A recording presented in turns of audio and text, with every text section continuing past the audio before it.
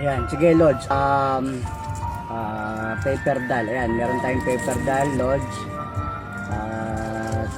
Isa nga sa laruan ng mga dumalaginding ng batang 90s, no?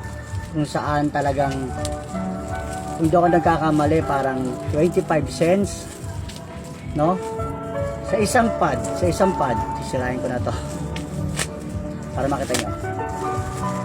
Sa isang pad noon, guys, ito kasi nakakatawa, parang sila Princess Sarah to noon eh.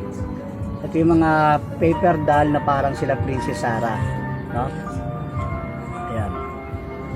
Kung hindi ako nagkakamali, guys, 4 piso, so 25 cents ang isa ng mga paper doll na to na lumabas nga ng 90s, no? Meron pa guys yung walking paper doll.